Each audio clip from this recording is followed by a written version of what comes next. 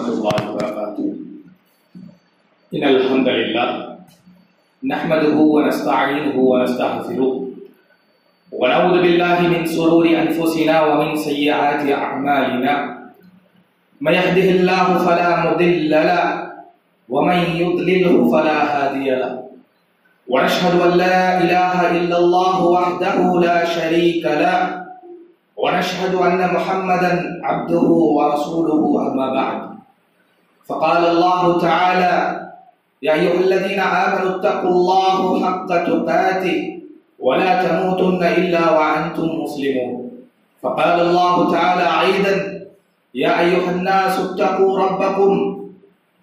ثم قال النبي صلى الله عليه وسلم: إن أصدق الحديث كتاب الله عز وجل وأحسن الهدي هدي محمد صلى الله عليه وسلم وشر الأمور محدثاتها وكل محدثة بدعة وكل بدعة ضلالة وكل ضلالة في النار. ثم أما بعد. விண்ணையும் மண்ணையும் படைத்து பரிபாலித்து உணவளிப்பவனாகிய அல்லாஹ்வுக்கே புகழ் அனைத்தும். மேலும் அவன் அனுப்பிய தூதர்களில் இறுதி தூதரான எம்பெருமானார் முஹம்மது ஸல்லல்லாஹு அலைஹி வஸல்லம் அவர்கள் மீதும் அவர்களை பின்பற்றி வாழ்ந்த சத்திய சஹாபாக்கள் மீதும் நன்மையை எதிர்நோக்கி இங்கு ஒன்று குழும்பி இருக்கின்ற நம் அவர்கள் மீதும் அந்த அல்லாஹுவின் சாந்தியும் சமாதானமும் நின்று நிலவட்டுமாக. எல்லாம் அல்ல அல்லாஹு ஹக்கு ஜெலிஷானஹு தஆலாவின் நல்லடியார்களே, அல்லாஹு தஆலா திருமறையிலே நபி ஸல்லல்லாஹு அலைஹி வஸல்லம் அவர்களை அறிமுகம் செய்யும் பொழுது அந்நபியு அவுலா பில் முஃமினீன மின் அன்ஃபுஸிஹிம், இந்த நபி இருக்கின்றார்களே இவர்கள் எப்படிப்பட்டவர்கள் தெரியுமா? முஃமின்கள் இவர்களை எப்படி எடுத்துக்கொள்ள வேண்டும் என்று தெரியுமா?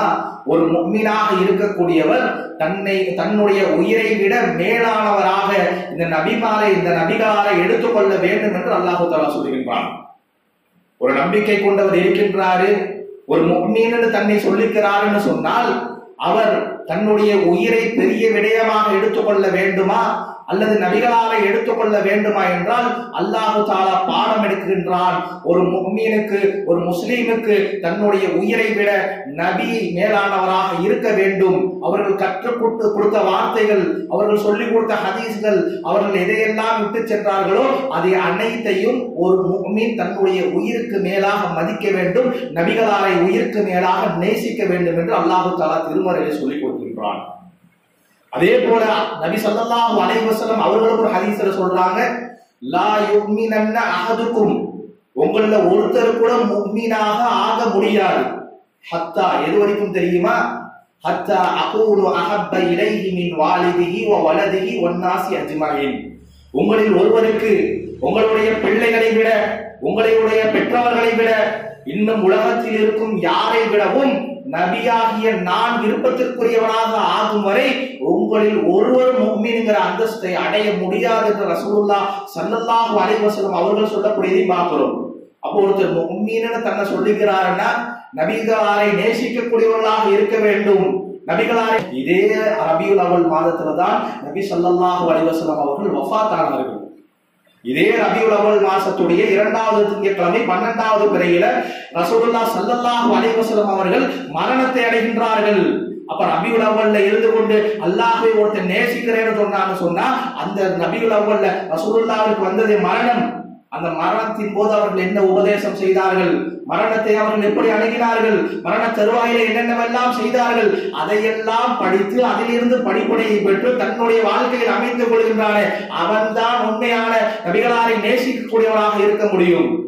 ரசூலுல்லாஹ் ஸல்லல்லாஹு அலைஹி வஸல்லம் அவர்கள் இந்த ரபியுல் அவ்வல் மாதத்திலே தான் மரணிக்கின்றார்கள். இந்த ரபியுல் அவ்வலை அடைந்திருக்கக்கூடிய நாம் இந்த ரபியுல் அவ்வல்ல ரசூலுல்லாஹ் மரணிச்சார்கள், எப்படி மரணிச்சார்கள், எப்படி என்னென்னவெல்லாம் சொல்லிட்டு போனார்கள் என்பதை தெரிந்து கொள்ள கடமைப்பட்டிருக்கின்றோம். ரசூலுல்லாஹ் ஸல்லல்லாஹு அலைஹி வஸல்லம் அவர்கள் இந்த உலகத்திலே 63 ஆண்டுகள் உயிரோடு வாழ்ந்தார்கள். தங்களுடைய 40வது வயதுல நுபுவத் அடைகிறாங்க. 53வது வயதுல ஹிஜ்ரத் செய்து மதீனாவிற்கு போகின்றார்கள். 63வது வயதுல இன்திஹால் ஆகறாங்க, மௌத்தா போறாங்க. அப்போ 63வது வயசுல மௌத்தா போறாங்கன்னா எப்படியோ படுத்த படுக்கையாகி நோய்வாய்ப்பட்டு பெட் ரிட்டார்டாகி அப்படி மௌத்தா போனாங்களா? அப்படி மௌத்தா போகக்கூடிய நிலைமை அல்லாஹ் தஆலா நபிகளாருக்கு வைக்கவில்லை. திடகாத்திரமாக இருந்தார்கள் மரணத்திற்கு முன்னால். ஆனால் அல்லாஹு தாலா இந்த மரணத்தை நபி ஸல்லல்லாஹு அலைஹி வஸல்லம் அவர்களுக்கும் ஏற்படுத்தினார். ஏற்படுத்துறதுக்கு முன்னாடியே ரசூலுல்லாவிற்கு அந்த அறிவுரைகளை அந்த சிம்டம்ஸ் அல்லாஹு தாலா ஏற்படுத்தி கொடுக்கிறான். ரசூலுல்லாவுக்கு முன்னாடியே நீங்க மரணிக்க போகிற செய்தியை ஒவ்வொன்றா அப்படியே சொல்லி கொடுத்துக்கிட்டே வரான் அல்லாஹு தாலா. அப்போ இதை பற்றி பார்த்தோம்னு சொன்னா ரசூலுல்லா ரபியுல் அவ்வல்ல மூத்தா போறாங்களா? ரபியுல் அவ்வல்ல இருந்து 6 மாசத்துக்கு முன்னாடி, ரபியுல் அவ்வலுக்கு முன்னாடி மாசம் நம்ம இருக்கிறது இப்ப ரபியுல் அவ்வல், இதுக்கு முன்னாடி மாசம் சஃபரு, சஃபருக்கு முன்னாடி முஹர்ரம், முஹர்ரமுக்கு முன்னாடி துல்ஹஜ், துல்ஹஜ்ஜுக்கு முன்னாடி துல்கைதா, துல்கைதுக்கு முன்னாடி சவ்வால், சவ்வாலுக்கு முன்னாடி ரமதான். கரெக்டா 6 மாதங்களுக்கு முன்னால் ரசூலுல்லாஹ் ஹிஜ்ரி 11 ரபியுல் அவ்வல்ல மூத்தா போறாங்க. ஹிஜ்ரி 10 ரமதான் மாசத்துல தான் அல்லாஹு தஆலா முதலாக இந்த ரசூலுல்லாஹ் ஸல்லல்லாஹு அலைஹி வஸல்லம் அவர்களுக்கு ஒரு பொறியை கொடுக்கின்றான், உங்களுடைய மரணம் நெருங்கி விட்டது என்று. எப்படி கொடுக்கிறான் தெரியுமா? ரசூலுல்லாஹ் ஸல்லல்லாஹு அலைஹி வஸல்லம் அவர்கள் சொன்னதாக ஒரு ஹதீஸ். ரசூலுல்லாஹ் ஸல்லல்லாஹு அலைஹி வஸல்லம் சொல்வாங்க, கான யுஆரிது அலைஹி ஸலாத்து வஸலாம் அல் குர்ஆன குல்ல ஆமின் மர்ரா. அதாவது ரமதான் மாதத்துல வளமையாக என்ன நடக்கும்னு சொன்னா, ஜிப்ரீல் அலைஹிஸ்ஸலாம் அவர்கள் ரசூலுல்லாஹ் ஸல்லல்லாஹு அலைஹி வஸல்லம் அவங்கள்ட்ட வருவாங்க. வந்துட்டு என்ன செய்வார்கள் என்றால் குர்ஆனை ரிவைஸ் செய்வாங்க. அந்த வருடம் வரைக்கும், அந்த ரமதான் வரைக்கும் எந்தெந்த வசனங்கள் எல்லாம் ரசூலுல்லாஹி ஸல்லல்லாஹு அலைஹி வஸல்லம் அவர்களுக்கு இறக்கி அருளப்பட்டதோ அந்த வசனத்தை ரசூலுல்லாஹும் ஜிப்ரீல் அலைஹிஸ்ஸலாம் அவர்களும் உட்கார்ந்து ரிவைஸ் பண்ணிக்குவாங்க. இந்த வசனத்தை இப்படி மாத்திக்கங்க, இந்த வசனத்தை இந்த சூறாவில் இந்த இடத்துல பிளேஸ் பண்ணிக்கங்க என்று அந்த டிஸ்கஷன் ஜிப்ரீல் அலைஹிஸ்ஸலாம் அவர்களுக்கும் நபி ஸல்லல்லாஹு அலைஹி வஸல்லம் அவர்களுக்கும் வருடம் தோறும் நடக்கும். என்னைக்கு நபியாக ஆனார்களோ அந்த நபி ஆனதுல இருந்து இந்த மௌத்தா போறதுக்கு முன்னாடி ரமதான் வரைக்கும் ஒரு தடவை நடக்கும். கடைசியா மௌத்தா போறதுக்கு முன்னாடி ஒரு ரமதான் வருகின்றது. அந்த ரமதானிலே ஃபாரத அலைஹி மர்ரத்தைனி ஃபி ஆமில்லதி குபித், எந்த வருடம் மரணித்தார்களோ அந்த மரணித்த வருடத்திற்கு அருகாமையில் இருக்கக்கூடிய ரமதானிலே ஜிப்ரீல் என்ன செய்யறாங்கன்னா 2வது முறையும் ரிவைஸ் பண்ணி விடுறாங்க. முதல் தடவை முடிச்சிடுறாங்க, ரசூலுல்லாஹ் ஓதி காட்டுறாங்க, ரசூலுல்லாஹ் கிட்ட இருக்க அந்த மிஸ்டேக்ஸ் எல்லாத்தையும் எல்லாம் ஓகே பண்ணதுக்கு அப்புறம் ஜிப்ரீல் என்ன கேட்கிறாங்கன்னா மறுதடவை இன்னொரு தடவை ரிவைஸ் பண்ணுங்க என்று கேட்கின்றார்கள். மறுமுறை ரிவிஷன் தெரிஞ்ச உடனேயே நபி ஸல்லல்லாஹு அலைஹி வஸல்லம் அவர்களுக்கு ஒரு பொறி தட்டிருச்சு. வருஷம் இல்லாம வருஷம் ஒரு தடவை தானே நமக்கு ரிவிஷன் நடக்கும். இந்த வருஷம் 2வது தடவை பண்றாங்களே, இது எதையோ உணர்த்த வருகிறது என்பதை நபி ஸல்லல்லாஹு அலைஹி வஸல்லம் அவர்கள் தெளிவாக உணர்ந்து கொண்டார்கள். அதற்கு பிறகு அல்லாஹ் தஆலா சூரத்துன் நஸ்ரை இறக்கி வைக்கின்றான்.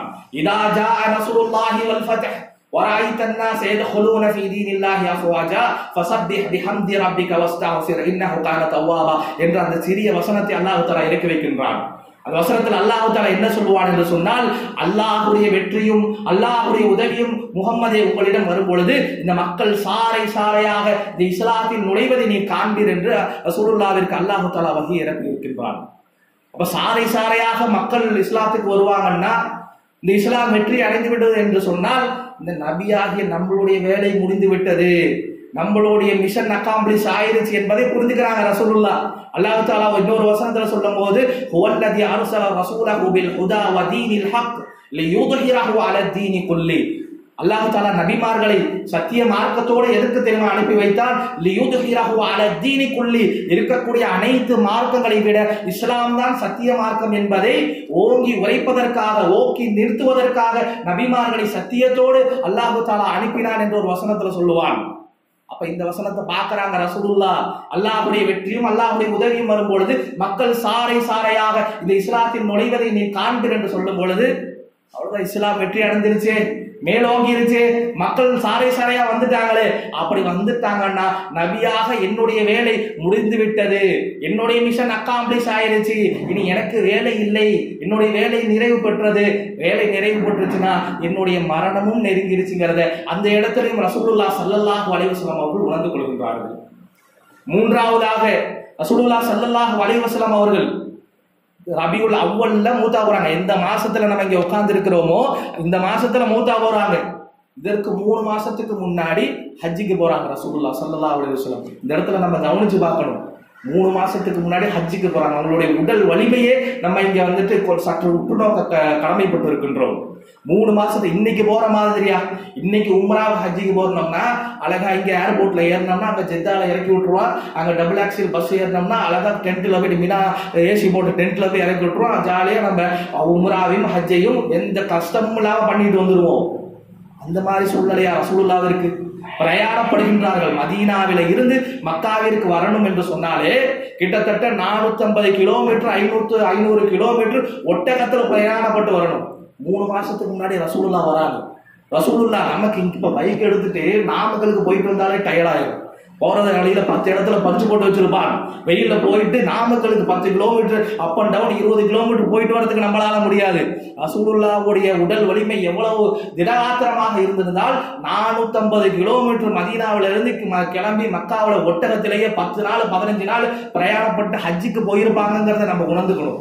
3 மாசத்துக்கு ஒன்று படுத்த படுக்கையா கடந்து ரசூலுல்லாஹ் மௌத்தாவோடு திடகாத்திரமாக இருக்கின்றார்கள். ஹஜ்ஜுக்கு போகின்றார்கள்.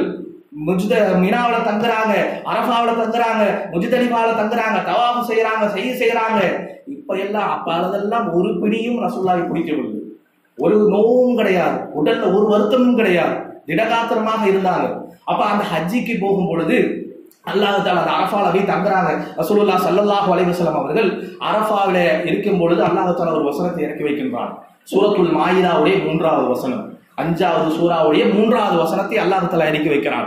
அந்த வசனத்தில் அல்லாஹ் தஆலா சொல்கிறான், அல் யௌம அக்மல்து லகும் தீனக்கும் வ அத்மம்து அலைக்கும் நிஅமதி வ ரதீது லகுமுல் இஸ்லாம் தீனா.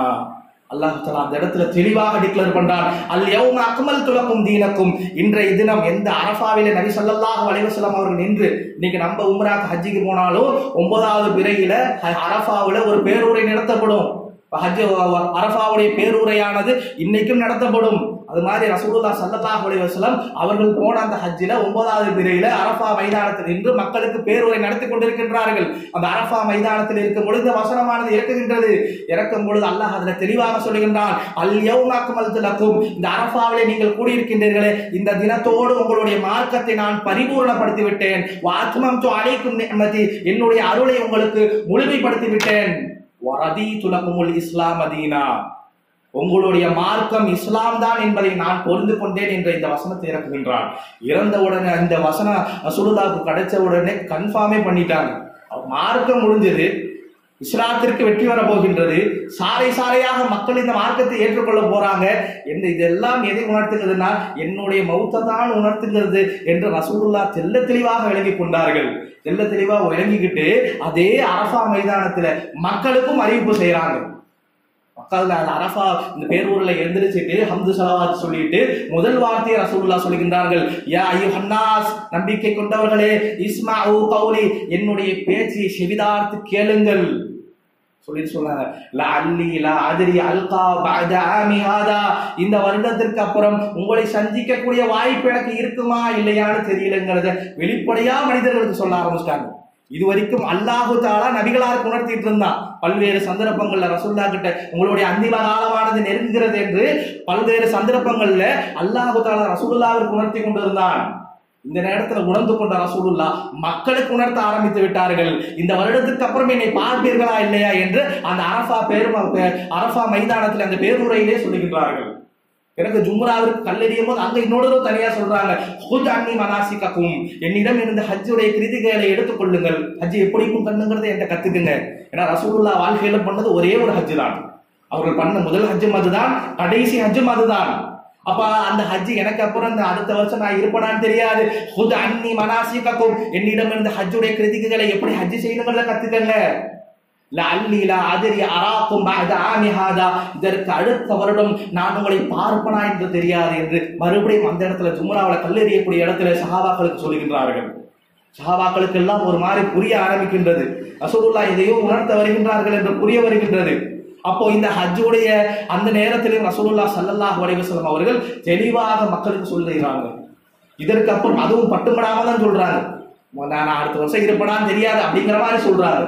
இதற்கு அப்புறம் ரசூலுல்லாஹ் ஸல்லல்லாஹு அலைஹி வஸல்லம் அவர்கள் முஆத் இப்னு ஜபல் ரலியல்லாஹு அன்ஹு அவர்களை யமன் நாட்டிற்கு கவர்னராக அனுப்புறாங்க.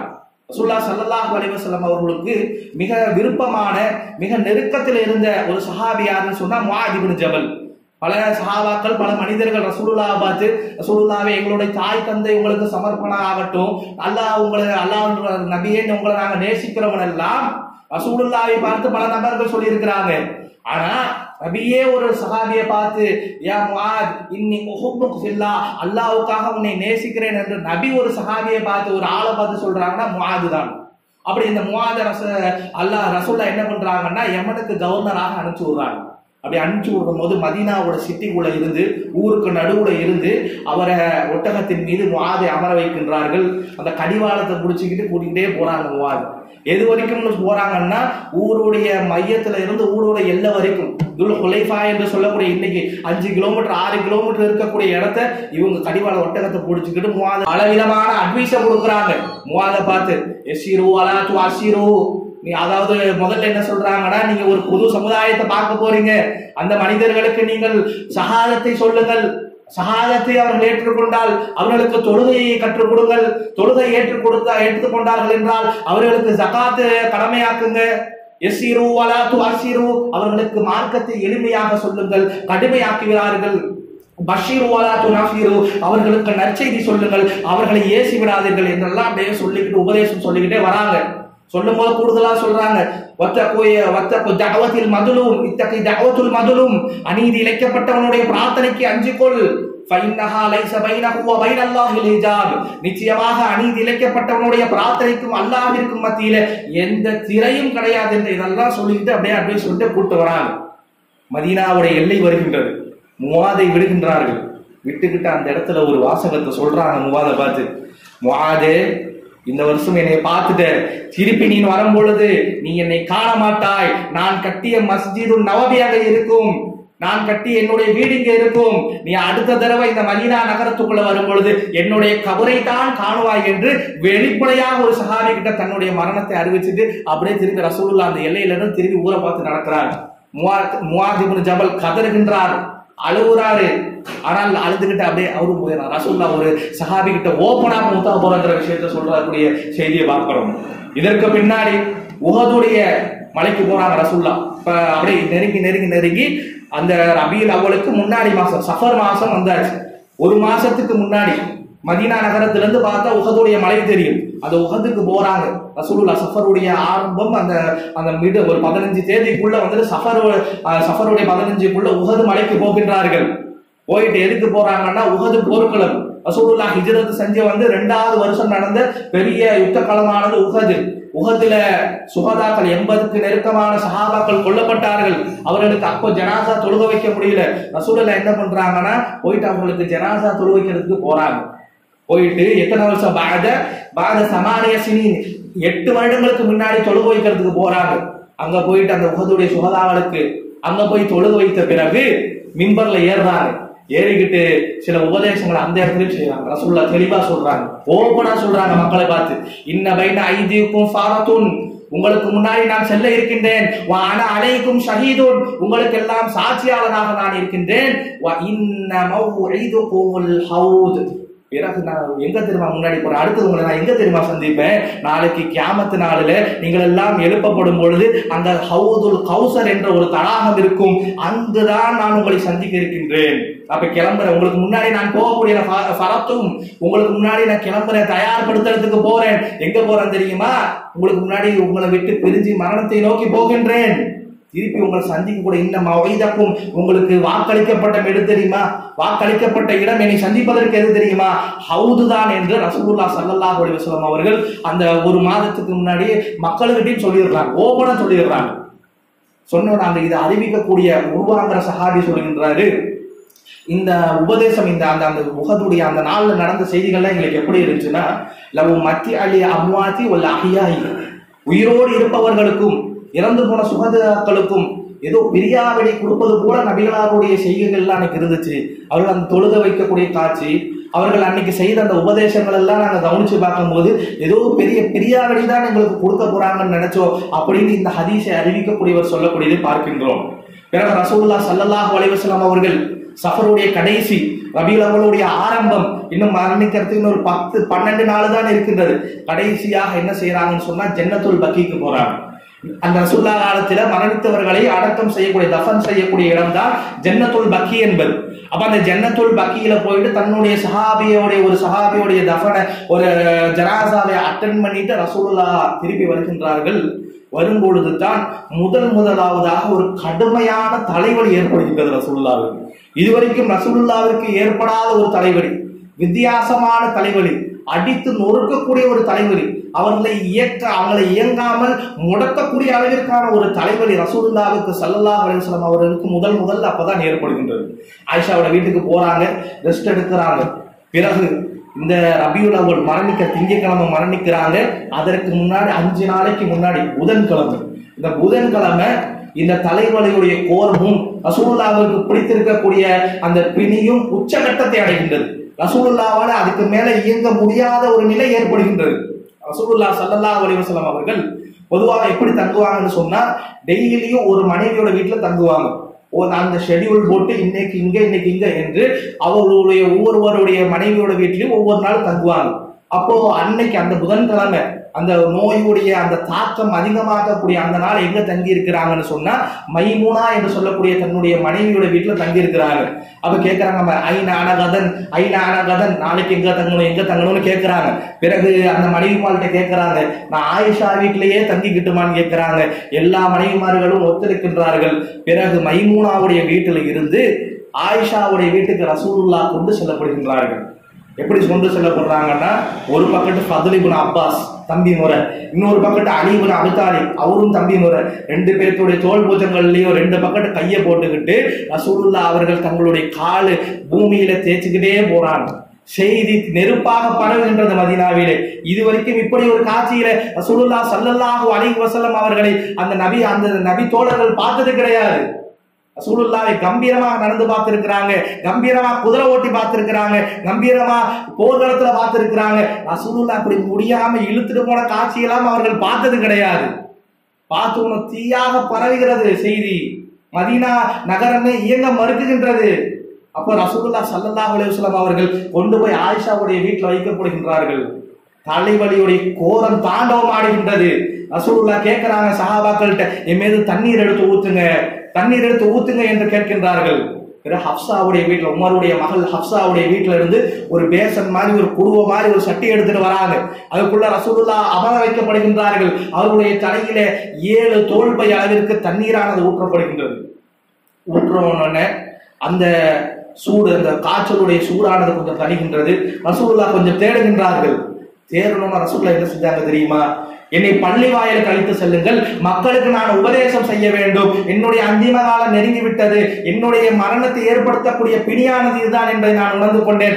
என்னை மக்கள்கிட்ட கூட்டு போங்க, பள்ளிவாசல கூட்டிட்டு போங்க என்று அதே மாதிரி ஃபதுல் இப்னு அப்பாஸையும் அலி இப்னு அபூ தாலிபுடைய தோல் பூஜங்கள்ல கையை போட்டுட்டு பள்ளிக்கு போகின்றார்கள்.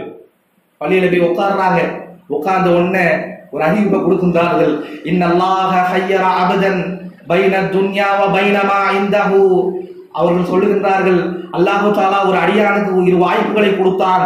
ஒன்று இந்த உலகத்தை தேர்ந்தெடுத்துக் கொள்ளலாம், அல்லது பைனமா இந்தஹு அல்லாஹ்விடத்தில் இருப்பதை தேர்ந்தெடுத்துக் கொள்ளலாம் என்று அல்லாஹு தஆலா ஒரு அடியானுக்கு வாய்ப்பை கொடுத்தான். ஃபஹ்தாரமா இந்தல்லாஹ், அந்த அடியான் அல்லாஹ்விடத்தில் இருக்கிறதை தேர்ந்தெடுத்துக் கொண்டான் என்ற ஒரு அறிவிப்பு செய்கின்றார்கள்.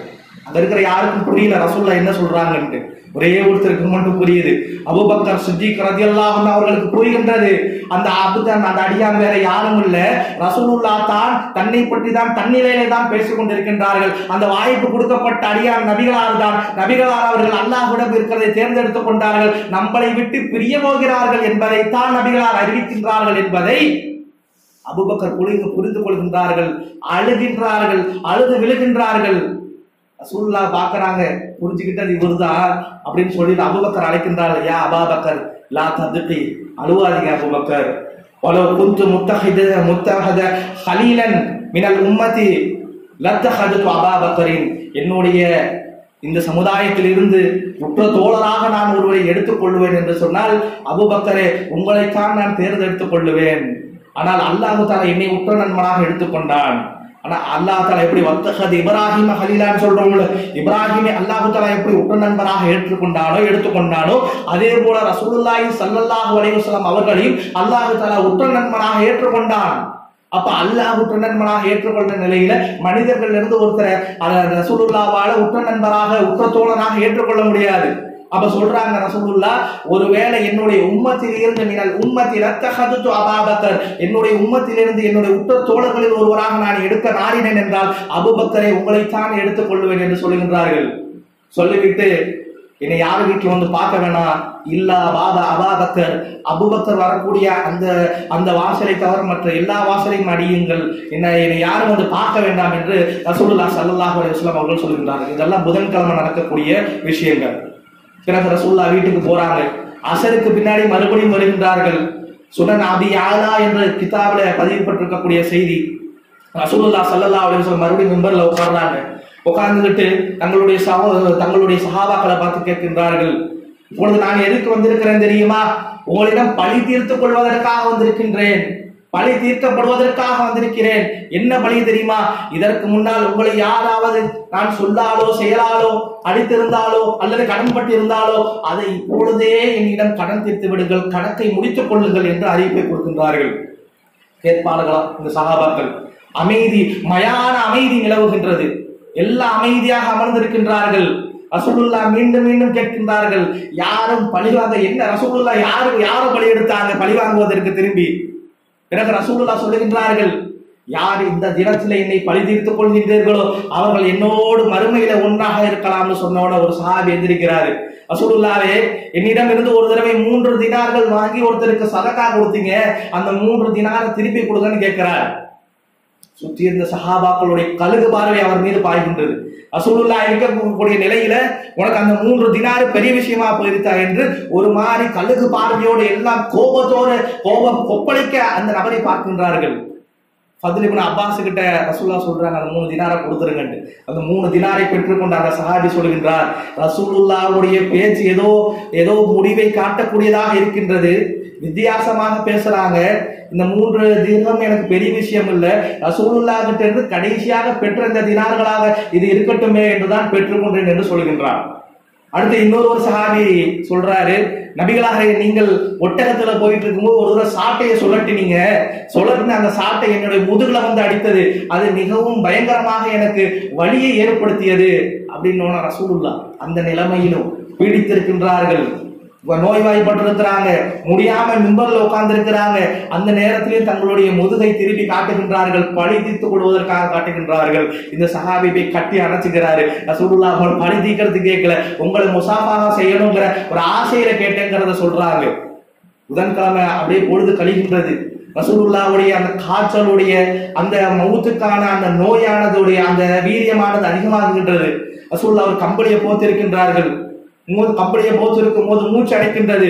மூச்சு அடைச்ச ரசூலுல்லாஹ் ஸல்லல்லாஹு அலைஹி வஸல்லம் அந்த கம்பளியை தன் மீது இருந்து உதறி விட்டுட்டு எந்திரிச்சு சொல்றாங்க, லஅனல்லாஹ யஹூத வன் நஸாரா, அல்லாஹ் தஆலா யூதர்களையும் கிறிஸ்தவர்களையும் சபிக்கட்டும், இத்தஹது குபர அன்பியாஇஹிம் மஸ்ஜிதா, அவர்கள் தங்களுடைய நபிமார்களின் அடக்கஸ்தலங்களை வணக்கஸ்தலங்களாக மாற்றிக் கொண்டார்கள், எனவே அவர்களை அல்லாஹ் சபிக்கட்டும், அல்லாஹ்வுடைய அருளை விட்டு அவர்கள் தூரமாகட்டும் என்று ரசூலுல்லாஹ் ஸல்லல்லாஹு அலைஹி வஸல்லம் அந்த நேரத்தில் துஆ செய்தார். கொஞ்சம் நினைச்சு பாருங்க, உயிரோடு இருக்கும் பொழுது எனக்கு பேனால செலவை, பென்சில்ல செலவை, மணிமண்டபம் கட்டு, எனக்காக என் பேருல மெமோரியல் கட்டு என்று சொல்லக்கூடிய தலைவர்கள் நம்ம இன்னைக்கு பார்க்கலாம். ரசூலுல்லாஹ் சொல்லுகின்றார்கள், மரண தருவாயில சொல்லுகின்றார்கள், இன்னும் கொஞ்ச நாள்ல மௌத்தா போறாங்க, என்னுடைய புகழ் பாடப்பட்டு விடக்கூடாது, அல்லாஹ்வுக்கு நிகராக என்னை யாரும் வைத்து விடக்கூடாது, நான் நபியாக தான் இருக்க வேண்டும், என்னுடைய கபர்கள் உயர்த்தப்பட்டு விடக்கூடாது. இன்னும் தொடர்ந்து துஆ செய்றாங்க, அல்லாஹும்ம லா தஜ்அல் கபரி ஈதா, அல்லாஹ்வே என்னுடைய கபரை ஈது கொண்டாடக்கூடிய இடமாக, விழா எடுக்கக்கூடிய இடமாக, கந்தூரி கொண்டாடக்கூடிய இடமாக ஆக்கிவிடாதே என்று துஆ செய்கின்றார்கள். அல்லாஹும்ம லா தஜ்அல் கபரி வஸர யுபுத், வணக்கம் செய்யக்கூடிய இடமாக என்னுடைய கபரை ஆக்கி விடாதே என்று ரசூலுல்லாஹ் ஸல்லல்லாஹு அலைஹி வஸல்லம் அவர்கள் கடைசியாக 4 நாளைக்கு முன்னாடி பிரார்த்தனை செய்கின்றார்கள். உலகத்தில் வாழக்கூடிய தலைவர்கள், நான் செத்து போனாலும் எனக்கு அப்புறம் 10 தலைமுறைக்கு பின்னாடி என்னுடைய புகழ் பாடப்பட வேண்டும் என்று நாடுவார்கள், சொல்லுவாங்க, வசியத்து செய்வாங்க. நான் செத்து போயிட்டா எனக்கு மெமோரியல் கட்டு, எனக்கு பேனால செலவை, பென்சில்ல செலவை, இதுல பீச்சில செலவை என்று சொல்லக்கூடியவர்களைத்தான் நம்ம கண்டிருக்கிறோம். நம்ம பார்த்த தலைவர்கள் அப்படித்தான். ரசூலுல்லாஹ் ஸல்லல்லாஹு அலைஹி வஸல்லம் சொல்கின்றார்கள், என்னுடைய கபரை கூட நீங்கள் கட்டக்கூடாது, என்னுடைய கபர் இருக்கிற இடமே தெரியக்கூடாது என்று கடைசி நேரத்தில் வசியத்து செய்யறாங்க. ரசூலுல்லாஹ் ஆயிஷா அதுக்கப்புறம் சொல்லுவாங்க, ஒருவேளை ரசூலுல்லாஹ் மட்டும் கடைசி நேரத்துல என்னுடைய கபரை இப்படி கட்டுறவங்க மீது நாணத்து உண்டாகட்டும்னு சொல்லாம இருந்திருந்தாங்கன்னா ரசூலுல்லாஹ்வுடைய கபரும் ஒருவேளை கட்டப்பட்டிருக்கலாம்னு நாங்க பயந்தோம் என்று ஆயிஷா சொல்லக்கூடியதை பார்க்கின்றோம். புதன்கிழமையானது கழிகின்றது. அடுத்த நாள் வியாழக்கிழமை அன்று சில நிகழ்வுகள் நடக்கின்றது. மக்களுக்கெல்லாம் செய்தி பரவலாக போயிடுச்சு. மக்கள் எல்லாம் என்ன செய்யறாங்க, அலி இப்னு அபூ தாலிப் கிட்ட வந்துட்டு கேட்கிறாங்க, ரசூலுல்லாஹ்வுடைய உடல்நிலை எப்படி இருக்குன்னு கேட்கிறாங்க. அலி சொல்றாரு, அல்லாஹ்வுடைய ஃபதுலோடு அல்லாஹ்வுடைய கருணையோட ரசூலுல்லாஹ் ஸல்லல்லாஹு அலைஹி வஸல்லம் நல்லா இருக்கிறாங்கன்னு சொல்றாரு. அப்படிதானே சொல்லி பழகுவோம். யாரா எப்படி இருக்கிறாங்கன்னு கேட்டா நல்லா இருக்காங்கன்னு நம்ம சொல்லுவோம். அது மாதிரி அலி இப்னு அபூ தாலிப் அவர்கள் பதிலளிக்கின்றார்கள், ரசூலுல்லாஹ் ஸல்லல்லாஹு அலைஹி வஸல்லம் அவங்க நல்லா இருக்கிறாங்க. அப்ப கூட இருந்த அப்பாஸ் இப்னு அப்துல் முத்தலிப் அவர் கூப்பிட்டு சொல்றாரு, அப்பாஸ் யாருன்னா ரசூலுல்லாஹ்வுக்கு சின்ன வாப்பா வேணும், சின்ன தந்தை வேணும். அவர் கூப்பிட்டு சொல்றாரு, அப்துல் முத்தலிஃபுடைய அவர்களுடைய குடும்பத்தாருடைய அநேகமானவர்களின் சக்கராத்தின் போது நான் கூட இருந்திருக்கின்றேன். அவர்கள் மரணத்தின் போது அவருடைய முகபாவனையானது முகஜாடையானது ஒரு மாதிரி மாறும். அது போல ரசூலுல்லாஹ் ஸல்லல்லாஹு அலைஹி வஸல்லம் அவருடைய முகமும் மாறுகின்றது. அப்துல் முத்தலிஃபுடைய குடும்பத்தில் யாராவது மரணிக்க போறாங்கன்னா அவங்களுடைய முகம் இப்படித்தான் மாறும். அதை நான் ரசூலுல்லாஹ் கிட்ட காணுகின்றேன். இன்னொரு 2 நாள் 3 நாள்ல ரசூலுல்லாஹ் வஃபாத் ஆகிடுவாங்கன்னு சொல்லிட்டு அவர்கள் கணிக்கக்கூடியதை பார்க்கிறோம். அதே போல இப்னு மஸ்ஊத் வருகின்றார்கள், ரசூலுல்லாஹ் கிட்ட கேட்கிறாங்க, ரசூலுல்லாஹ்வே எப்படி இருக்குது வேதனை, ரொம்ப தாங்க முடியலையா, ரொம்ப கஷ்டமா இருக்குதா என்று சொல்லும் பொழுது ரசூலுல்லாஹ் சொல்லுகின்றார்கள், அந்த வேதனையை பத்தி சொல்றாங்க. அது ரஜுலானி மின்கும், உங்களுக்கு இருவருக்கு கொடுக்கக்கூடிய வேதனையை அல்லாஹ் எனக்கு ஒருத்தருக்கு கொடுத்திருக்கின்றான். உங்க 2 பேர்த்துக்கு உச்சகட்டமாக என்ன வேதனையை உங்களால் தாங்க முடியுமோ உங்களுடைய 2 பேர்த்தோட வேதனையை நான் ஒருத்தனாக தாங்கிக் கொண்டிருக்கின்றேன். அல்லாஹ் அது எனக்கு கூலி கொடுப்பான், 2 கூலியா கொடுப்பான் போங்க அப்படின்னு ரசூலுல்லாஹ் ஸல்லல்லாஹு அலைஹி வஸல்லம் அவர்கள் இப்னு மஸ்ஊத் ரலியல்லாஹு அன்ஹு அவர்கள்ட்ட சொல்லக்கூடியதை பார்க்கின்றோம். அதே போல இவங்க வராங்க, ரசூலுல்லாஹ் இன்னும் அந்த வலியுடைய கோலம் எப்படிங்கிறத வந்துட்டு இன்னொரு ஹதீஸ்ல ரசூலுல்லாஹ் ஆயிஷா ரலியல்லாஹு அன்ஹா சொல்லுவாங்க, ரசூலுல்லாஹ்வே சொன்னதாக அந்த வலியை பத்தி சொல்லுவாங்க. இந்த நோய்வாய்ப்பட்டு இருந்தாங்களே, அப்ப அந்த தலைவலிக்குது, உடம்பு வலிக்குது, காய்ச்சலுங்கிறோமே, அது எப்படிங்கிறத சொல்றாங்க. ஆயிஷா ரலியல்லாஹு அவர்கள் அறிவிக்கக்கூடிய ஹதீஸ்ல வருகின்றது, அந்த உடல் வலியானது எப்படி இருந்து சொன்னா ரசூலுல்லாஹ் ஸல்லல்லாஹு அலைஹி வஸல்லம் அவர்களுக்கு என்ன ஆயிரும்னு சொன்னா, ஒரு கட்டத்துல ஹைபரில் இருக்கும் பொழுது அவர்களுக்கு ஒரு யூத பெண்மணியால் விஷம் கலந்து மாமிசமானது கொடுக்கப்பட்டு இறைச்சியை கொடுத்துருவாங்க. அப்ப அதை சாப்பிடும் பொழுது 2 பேர் ரசூலுல்லாஹ்வும் பர்ராபின் இன்னொரு சஹாபி போய் சாப்பிடுவாங்க. சாப்பிட்டு சஹாபி மூத்தா போயிருவாரு, அல்லாஹ் ரசூலுல்லாஹ் ஸல்லல்லாஹு அலைஹி வஸல்லம் அவர்களை காப்பாத்திடுவான். அப்போ ரசூலுல்லாஹ் சொல்லுவார்கள், இந்த இறுதி கட்டத்தில் இந்த வியாழக்கிழமை அன்று சொல்லுவாங்க, எனக்கு எப்படி தெரியுமா வலி இருக்கின்றது, நான் ஹைபரில எனக்கு கொடுக்கப்பட்ட விஷம் இருக்கின்றது, அந்த விஷனுடைய வேதனையை உணர்கின்றேன். என்ன விஷயம் தெரியுமா, என்னுடைய நரம்புகள் எல்லாம் கண்டிப்பதை போல, என்னுடைய எலும்புகள் எல்லாம் நொறுங்குவது போல எனக்கு வலிக்கின்றது என்று ஆயிஷா ரலியல்லாஹு அன்ஹா அவர்கள்ட்ட சொல்லக்கூடியதை பார்க்கிறோம். ரசூலுல்லாஹ் ஸல்லல்லாஹு அலைஹி வஸல்லம் அவ்வளவு வேதனை அனுபவித்தார்கள். வியாழக்கிழமை இதெல்லாம் சொல்லிக் கொண்டு இருக்கின்றார்கள், என்னால முடியலன்னு சொல்றாங்க. பிறகு மகரிபுடைய வக்து வருகின்றது. உம்மு ஃபதுல் என்று சொல்லக்கூடிய ஒரு சஹாபி பெண்மணி அறிவிக்கின்றார்கள், இந்த மகரிபு தொழுகை இருக்கின்றது வியாழக்கிழமை, திங்கட்கிழமை மூத்தா போறாங்க, அதுக்கு 3 நாளைக்கு முன்னாடி வியாழக்கிழமை இருக்கின்றது. இந்த வியாழக்கிழமை மகரிபு தொழுகை தான் ரசூலுல்லாஹ் ஸல்லல்லாஹு அலைஹி வஸல்லம் அவர்கள் எங்களுக்கு தொழுகை வைத்த கடைசி தொழுகையாகும். இமாமாக ரசூலுல்லாஹ் நின்று தொழுகை வச்ச கடைசி தொழுகை இந்த மகரிபுடைய தொழுகை தான். அதுல வல் முர்ஸலாத்தி உர்ஃபா ஃபல் ஆசிஃபாத்தி அஸ்ஃபா வன் நாசிராத்தி நஸ்ரா என்ற அந்த சூராவை ரசூலுல்லாஹ் ஸல்லல்லாஹு அலைஹி வஸல்லம் அவர்கள் ஓதி அந்த வியாழக்கிழமையுடைய மகரிபுடைய தொழுகை எங்களுக்கு தொழுகை வச்சாங்க. அதுக்கப்புறம் ரசூலுல்லாஹ் எந்த ஒரு தொழுகையும் தொழுகை வைக்கல என்று சொல்றதை பார்க்கிறோம். அன்னைக்கு வியாழக்கிழமை இஷாவுடைய நேரம் வருகின்றது, மக்கள் எல்லாம் அணிவகுத்து நிற்கின்றார்கள், ரசூலுல்லாஹ் வருவாங்க தொழுகை வைப்பாங்க. ரசூலுல்லாஹ் கிளம்புகின்றார்கள், மயக்கம் போட்டு உழுவுறாங்க, மறுபடியும் எந்திரிச்சு தண்ணீரை ஊற்றி கிளம்புறாங்க, மயக்கம் போட்டு உழுவுறாங்க, 3 தடவை இப்படி விழுகின்றார்கள். மக்கள் எல்லாம் காத்து கொண்டே இருக்கிறாங்க. 3வது நாளாவது ரசூலுல்லாஹ் எந்திரிக்கிறாங்க, கேட்கின்றார்கள், அஸல்லன்னாஸ், மனிதர்கள் தொழுது விட்டார்களா என்று கேட்கின்றார்கள். இல்லையே, ரசூலுல்லாஹ் நின்ன மிஹ்ராபிலே யார் நிற்பா, ரசூலுல்லாஹ் இருக்கும் பொழுது இதுவரைக்கும் அவர்களுக்கு யாரும் தொழு வைத்தது இல்லையே, யாரை இமாமாக அவர்கள் ஏற்றுக்கொள்வார்கள்? யார் தொழுக வச்சு பின்னாலே அந்த சஹாபாக்கள் எல்லாம் தொழுவார்கள். சல்லன்னாசுன்னு ரசூலுல்லாஹ் கேட்கும் போது இல்லைங்கிற பதில் அளிக்கப்படுது. அப்ப ரசூலுல்லாஹ் சொல்லுகின்றார்கள், அபூபக்கரை தொழு வைக்க சொல்லுங்க என்று. அபூபக்கர் சித்திக் ரலியல்லாஹு அன்ஹு அவர்கள் தொழு வைக்கின்றார்கள். இதுவரைக்கும் இது பொது அனுபவம் அந்த சஹாபாக்களுக்கு எல்லாம். ரசூலுல்லாஹ் கூட இருக்கும் பொழுது வேற ஒரு நபர் தொழுக வச்சு அவர்கள் நின்று தொழுது கிடையாது. அபூபக்கர் நின்று தொழு வைக்கிறாங்க. இந்த சஹாபாக்கள் எல்லாம் பின்னாடி நின்று தொழுகிறாங்க. ரசூலுல்லாஹ்வுக்கு தொழுகையுடைய பாதியிலேயே கொஞ்சம் முதல் தேர்கின்றது. அப்படியே வராங்க, தவழ்ந்து கொண்டே ரசூலுல்லாஹ் வருகின்றார்கள். அபூபக்கருடைய இடதுபுறத்துல அப்படியே உட்கார்ந்து அபூபக்கர் நின்று தொழு வைக்கிறாங்க. அவங்களுடைய இடதுபுறத்துல அமர்ந்தவர்களாக ரசூலுல்லாஹ் அந்த ஜமாத்துடைய தொழுகை, இஷாவுடைய தொழுகை தொழுகின்றார்கள். அன்னைக்கு போறாங்க, வியாழக்கிழமை முடிச்சுட்டு வீட்டுக்கு போகின்றார்கள். போனவர்கள் வெள்ளி வரல, சனி வரல, 2 தினங்களும் நபிகளால் வெளியே வர முடியல. அந்த அளவிற்கு கடுமையான ஒரு பிணியால் பீடிக்கப்பட்டு இருக்கின்றார்கள். ரசூலுல்லாஹ் ஸல்லல்லாஹு அலைஹி வஸல்லம் அவர்கள் அலங்கரித்த மிம்பரில் அவர்கள் ஹயாத்தோடு இருக்கும் பொழுது அவர்களால் ஏற முடியல. அடுத்த நாள் வெள்ளிக்கிழமை அபூபக்கர் சித்திக் ரலியல்லாஹு அன்ஹு அவர்கள் தான் குதுபாவை செய்கின்றார்கள். வெள்ளி கழிகின்றது, சனி கழிகின்றது, ஞாயிற்றுக்கிழமை வருகின்றது. ஞாயிற்றுக்கிழமை சில நிகழ்வுகள் நடக்கின்றது.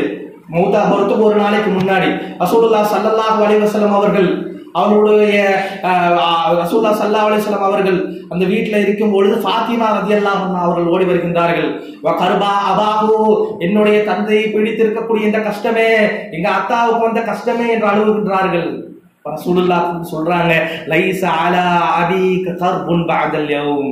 ஃபாத்திமாவே அழுவாதம்மா, இதுக்கப்புறம் இந்த நாளுக்கு அப்புறம் உங்க அத்தாவுக்கு எந்த வேதனையும் இருக்க போதில்லை என்று ஒரு நாளைக்கு முன்னாடி சொல்றாங்க.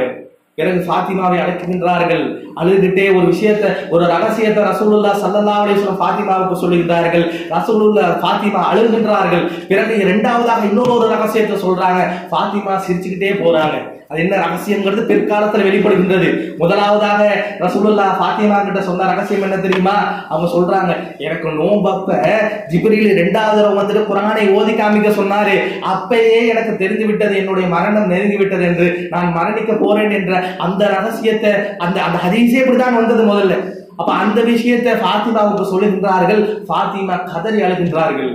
இரண்டாவதாக சொல்றாங்க, இரண்டாவது சீக்கிரட்டை சொல்றாங்க, எனக்கு அப்புறம் என்னுடைய குடும்பத்திலிருந்து என்னிடம் வரக்கூடிய முதல் நபர் யாருன்னா நீதான் ஃபாத்திமா என்று சொல்லுகின்றார்கள். சிரிக்கிறாங்க ஃபாத்திமா. மேலும் கூடுதலாக சொல்லுகின்றார்கள், சையதுல், நீதான் வந்துட்டு நாளை சொர்க்கத்துடைய பெண்மணிகளுக்கு தலைவியாக வருவாய் என்று சொல்லுகின்றார்கள். சிரிச்சுக்கிட்டே ஃபாத்திமா அந்த நாளை கடக்கின்றார்கள். ஞாயிற்றுக்கிழமை பிறகு அந்த வீட்டில் இருக்கக்கூடிய சில வெள்ளி கட்டிகளை தர்மம் செய்கின்றார்கள். இருக்கக்கூடிய சில பொருட்களை எல்லாம் வீட்டில் இருந்ததெல்லாம் ரசூலுல்லாஹ் தர்மம் செய்து முடிக்கின்றார்கள். அன்றைக்கு இரவு வருகின்றது. ஆயிஷா ஒரு ஹதீஸ்ல சொல்றாங்க, அன்னைக்கு அடுத்த நாள் மரணிப்பதற்கு முன்னாடி நாள் நைட்டு எங்க வீட்டுல விளக்கு இருந்து கொண்டிருந்தது. திடீர்னு விளக்குல எண்ணெய் திறந்து விட்டது. நாங்க பக்கத்து வீட்டுல அந்த விளக்கு எறிவதற்கான எண்ணெயை இரவல் வாங்கிட்டு வந்துட்டு தான் விளக்கு பத்த வச்சோம். யார் மூத்தா போனது? யாருங்க? பக்கத்து வீட்டுக்கு யாரோ கிடையாது, அந்த நாட்டுடைய ஜனாதிபதி, ஒட்டுமொத்த முஸ்லிம்களின் உயிரை விட மேலாக மதிக்கப்படக்கூடியவர். மரணத்துக்கு முன்னாடி நாள் எப்படி தெரியுமா? வீட்டுல வந்துட்டு எரிக்கிறதுக்கு எண்ணெய் இல்லை.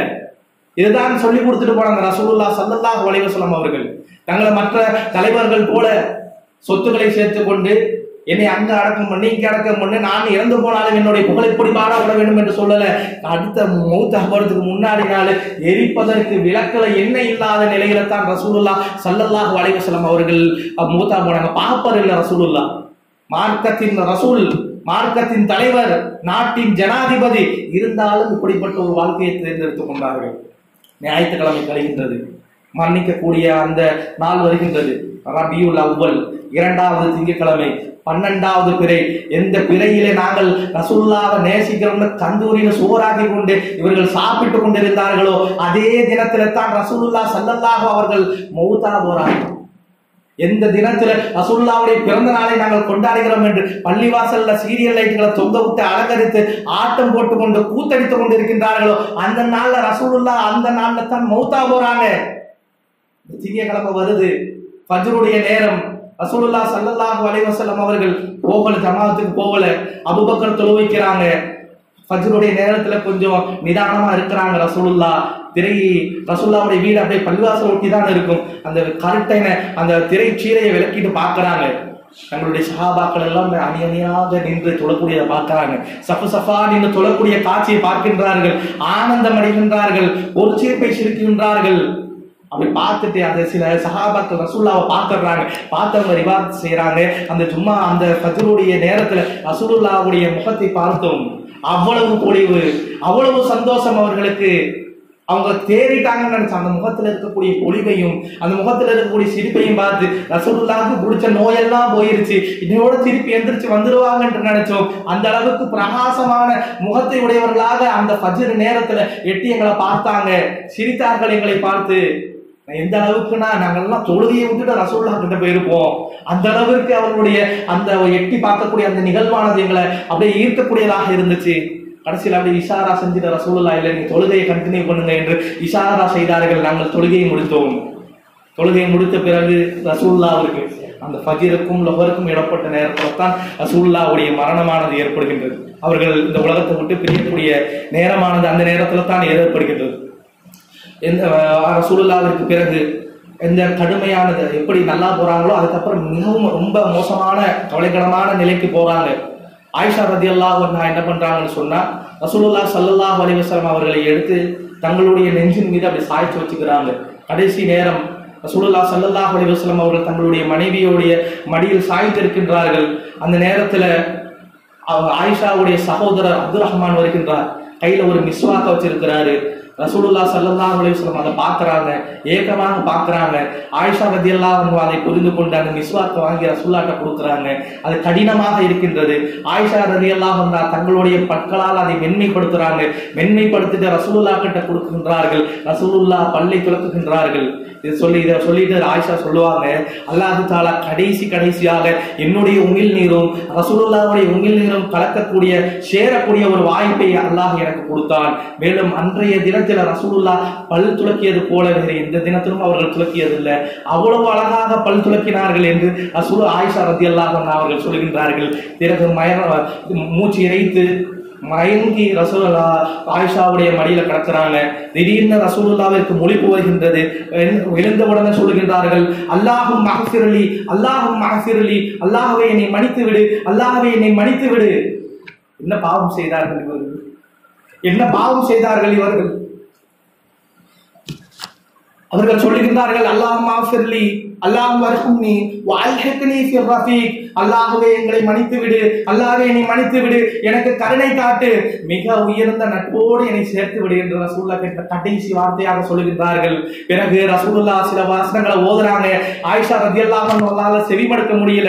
ஆயிஷா சொல்றாங்க, என்னுடைய காதை ரசூலுல்லாஹ்வுடைய வாய்கிட்ட பக்கத்துல கொண்டு போய் என்ன சொல்றாங்கன்னு கேட்டேன். ரசூலுல்லாஹ் சூரத்துன் நிசாவுடைய 69வது வசனத்தை ஓதுகின்றார்கள்.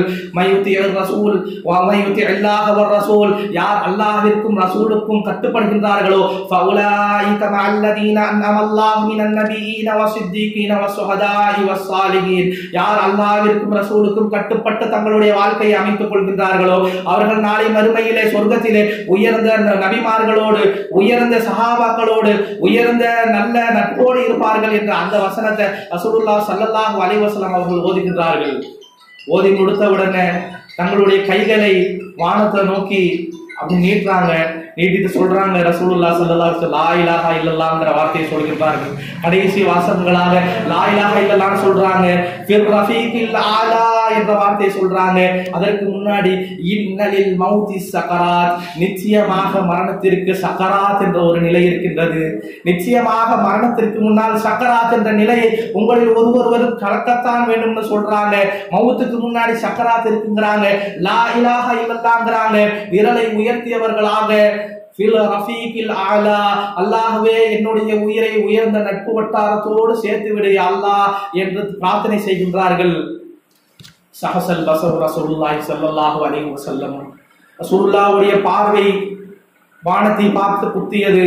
அவர்கள் உயர்த்திய விரலானது கீழே விழுந்தது. அவர்களுடைய இணையானது என் மீது கடக்க தொடங்கியது. ரசூலுல்லாஹ் ஆயிஷா சொல்றாங்க, நான் உணர்ந்து கொண்டேன் ரசூலுல்லாஹ் ஸல்லல்லாஹு அலைஹி வஸல்லம் அவருடைய உயிரானது பிரிந்து விட்டது என்று சொல்லக்கூடிய செய்திகளை நம்மளால் புகாரி சொன்ன அனைத்து விஷயங்களும் வேற எங்கேயும் இல்லை. நம்ம கண்ணுக்கு முன்னாடி கை கெட்டாத தூரத்தில் இல்லை. எல்லாம் நமக்கு கிட்ட இருக்கக்கூடிய புகாரியிலும் முஸ்லிம்களிலும் இவ்வளவு தகவல் இருக்கின்றது. அப்ப ஆயிஷா ரலியல்லாஹு அன்ஹா அவர்கள் சொல்லக்கூடிய செய்தி பார்க்கிறோம். அங்கிருந்து ஃபாத்திமா ஓடியாருகின்றார்கள். அருமை மகள் ஃபாத்திமா வராங்க, தந்தையுடைய ஜனாசாவை பார்க்கின்றார்கள், அழுகின்றார்கள், கதறுகின்றார்கள். யா அபதா யா அபதா மன் அஜாப ரப்பு தஅவாஹு, தன்னுடைய இறைவனின் அழைப்பை ஏற்றுக்கொண்டீர்களே. யா அபதா மன் ஜன்னத்துல் ஃபிர்தௌஸி மஅவாஹு, ஜன்னத்துல் ஃபிர்தௌஸை வாழ்விடமாக ஆக்கிக் கொண்டீர்களே. யா அபதா இலா ஜிப்ரீல நன்ஆஹு, நீங்கள் இந்த துன்பங்களை துயரங்களை கண்டிப்பாக நாங்கள் ஜிப்ரீலிடம் நாங்கள் அறிவிப்போம் என்று அவர்கள் ஃபாத்திமா அழுகின்றார்கள். மதீனத்து மக்கள் அழுகின்றார்கள், உமர் அழுகின்றார்கள், அபூபக்கர் அழுகின்றார்கள். உம்மத்தே ஸ்தம்பித்து நிற்கின்றது. அப்போ எல்லாம் வல்ல அல்லாஹ்வின் நல்லடியார்களே, இதெல்லாம் முடிச்ச பிறகு செவ்வாய்க்கிழமை நைட்டு ரசூலுல்லாஹ் ஸல்லல்லாஹு அலைஹி வஸல்லம் அவர்கள் எங்க மரணிச்சாங்களோ அங்கேயே அடக்கம் பண்றாங்க. அடக்கம் பண்றோன்னு அந்த பெண்கள்லாம் சொல்றாங்க, நாங்க வெளியே நின்று கொண்டிருந்தோம், ரசூலுல்லாஹி ஸல்லல்லாஹு அலைஹி வஸல்லம் அவர்கள் அந்த அந்த அந்த ரூமுக்குள்ள எங்களுக்கு சத்தம் கேட்டது. என்ன சத்தம் தெரியுமா? மண் அள்ளி போடக்கூடிய சத்தம் கேட்டது. அதனை வச்சே நாங்க புரிஞ்சுக்கிட்டோம் ரசூலுல்லாஹி ஸல்லல்லாஹு அலைஹி வஸல்லம் அவர்கள் அடக்கம் படக்கூடிய அந்த நிகழ்வானது நடக்குது என்பதை சொல்றாங்க. சொல்லிட்டு வெளியில வராரு அனஸ் பின் மாலிக், அடக்கம் செஞ்சவர்கள்ல ஒருத்தர் அனஸ் பின் மாலிக். அந்த அனஸ் பின் மாலிக்கை பார்த்து ஃபாத்திமா கேட்கிறாங்க, அதா அன்ஃபுஸகும் அன் தஹசு அலா ரசூலுல்லாஹி ஸல்லல்லாஹு அலைஹி வஸல்லம் அத்துராப், எப்படி ரசூலுல்லாஹி ஸல்லல்லாஹு அலைஹி வஸல்லம் தூக்கி குழியில வச்சு அவர்களுடைய முகத்தின் மீது மண்ணை போட முடிஞ்சது அவங்களால என்று அவர்கள் கதறி அழுகக்கூடிய செய்திகளை எல்லாம் புகாரி முஸ்லிம் போன்ற நூல்களில் நம்மளால் படிக்க முடியதாக இருக்கின்றது.